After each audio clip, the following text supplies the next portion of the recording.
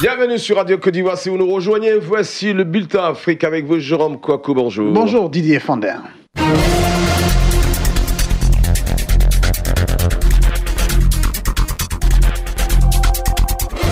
Le bulletin Afrique, bonjour à tous. Nous ferons 3 escales dans ce bulletin. Nous irons au Sénégal, ensuite au Cameroun et enfin au Tchad. Et on commence tout de suite par le Sénégal.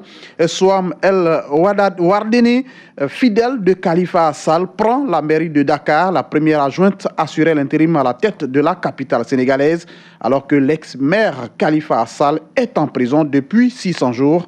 On en sait plus avec Asta Sidibé. La mairesse a été élue par 64 voix sur 90 suffrages exprimés.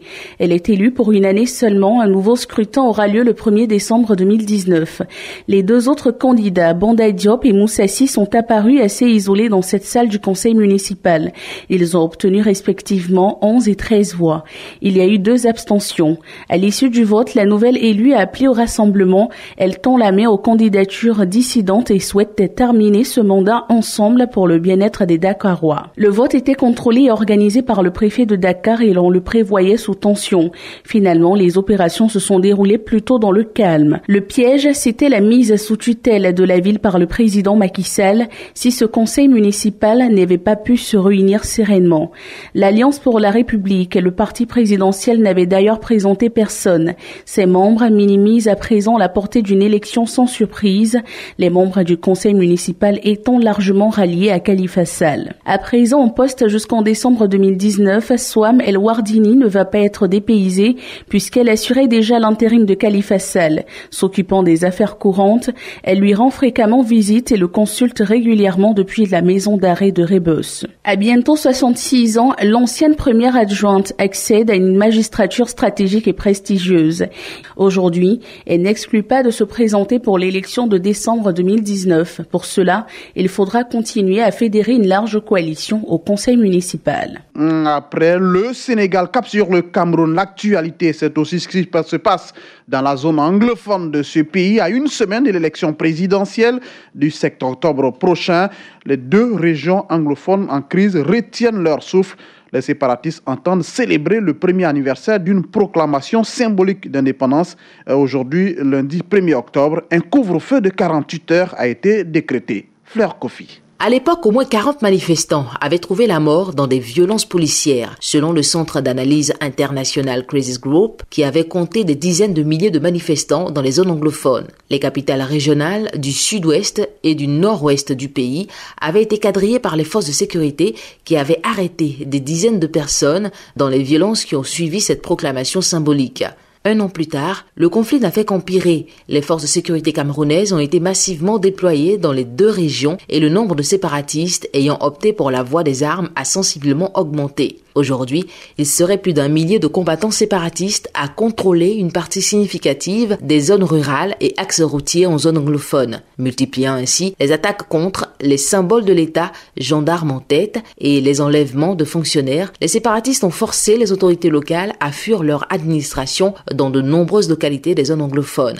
À l'approche du scrutin présidentiel, la situation s'est encore dégradée. Début septembre, la rentrée a été perturbée par des attaques séparatistes sur les établissements scolaires. Au moins, 1 enseignant a été tué, un autre mutilé et plusieurs écoles ont été attaquées. Récemment, dans le nord-ouest, un couvre-feu nocturne de 18h à 6h du matin a été instauré pour une durée indéterminée après l'attaque début septembre d'un convoi de bus en banlieue de Bamenda.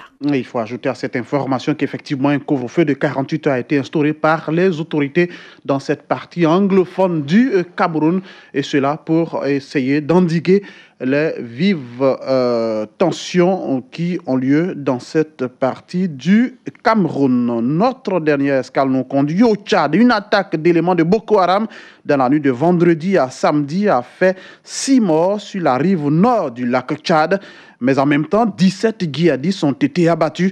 Une attaque qui illustre bien la recrudescence des actions des islamistes qui semblaient avoir pourtant été défaits il y a 2 ans, même si le Tchad est relativement épargné. Régis Kofi pour des détails.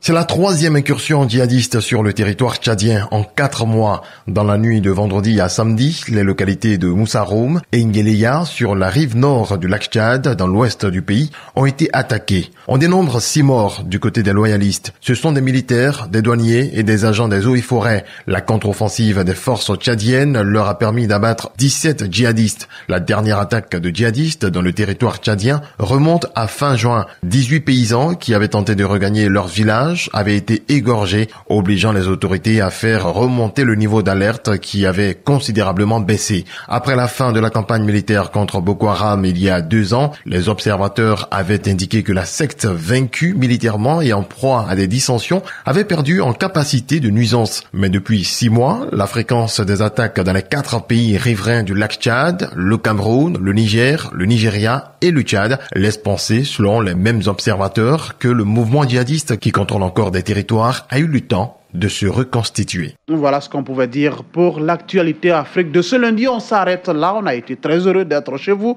depuis 5 heures du matin. Avec la grâce de Dieu, on sera encore là demain matin. Excellente journée à vous tous. Merci.